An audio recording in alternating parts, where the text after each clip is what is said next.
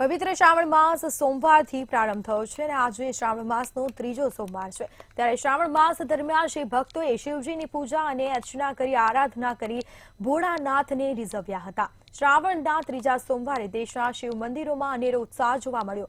વહેલી સવારથી જ ભક્તો શિવ મંદિરે ઉમટી પડ્યા છે અને ભગવાનને બીલીપત્ર અને દૂધ જળ સહિત વિવિધ દ્રવ્યો અર્પણ કરી અને ધન્યતા અનુભવી રહ્યા છે। મંદિર પરિસરો હર હર મહાદેવના નાદથી ગુંજી ઉઠ્યા છે।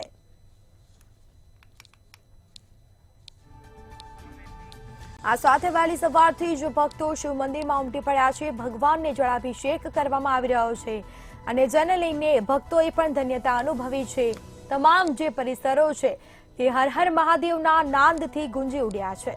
આ સાથે આજે શ્રાવણ માસનો ત્રીજો સોમવાર છે। ભગવાનને રીઝવવા માટે ભક્તો ઉમટ્યા છે। બીલીપત્ર તેમજ દૂધ જળનો અભિષેક કરવામાં આવી રહ્યો છે।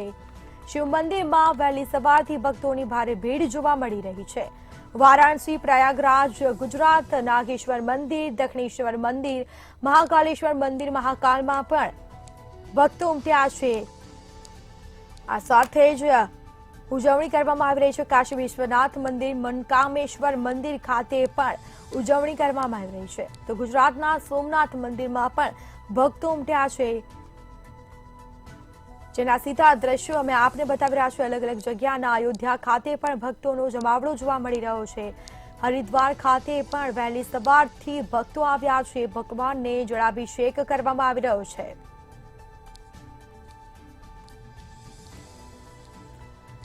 મહાકાલેશ્વર મંદિર, ઉજ્જૈન ખાતે પણ ભક્તોની ભીડ જોવા મળી છે। દૂર દૂરથી ભક્તો દર્શનાર્થે આવી રહ્યા છે। દક્ષેશ્વર મંદિર ખાતે પણ ભગવાનને જળાભિષેક કરવામાં આવી રહ્યો છે। વારાણસીમાં પણ ભગવાનની પૂજા અર્ચના કરવામાં આવી। આજે પવિત્ર શ્રાવણ માસનો ત્રીજો સોમવાર તેમજ રક્ષાબંધનનો અનેરો સંગમ। ત્યારે અમદાવાદ શહેરની વચ્ચે આવેલું રાયપુર ચકલેશ્વર મહાદેવનું મંદિર, જે 400 વર્ષ કરતાં પણ જૂનું છે, ત્યાં વહેલી સવારથી જ ભક્તોનો ઘસારો જોવા મળ્યો છે। ત્યારે ભક્તોએ ભગવાન શિવને બીલીપત્ર, ધતુરો, ગુલાબના ફૂલ અને જળનો અભિષેક કરીને ધન્યતા અનુભવી છે।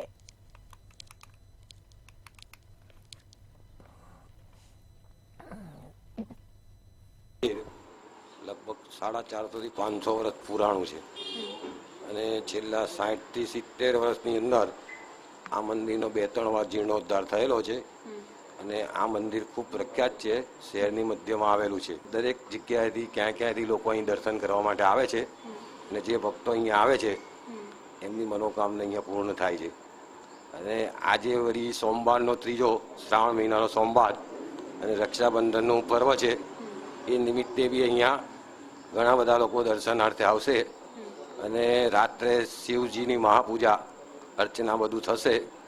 આજે શ્રાવણનો ત્રીજો સોમવાર છે, સાથે જ રક્ષાબંધનનું મહાપર્વ છે। ત્યારે વહેલી સવારથી જ શિવાલયોમાં ભારે ભીડ જોવા મળી રહી છે। વહેલી સવારથી જ ભક્તો જે છે તે ભગવાન શિવના દર્શન કરીને ધન્યતા અનુભવી રહ્યા છે। ત્યારે જો વાત કરવામાં આવે તો અમદાવાદ શહેરમાં આવેલું આ ચકલેશ્વર મહાદેવનું મંદિર છે અને વર્ષો જૂનું આ જે મંદિર છે તેના ઇતિહાસ વિશે જો વાત કરવામાં આવે તો 300 વર્ષ કરતાં પણ વધારે આનો ઇતિહાસ રહેલો છે।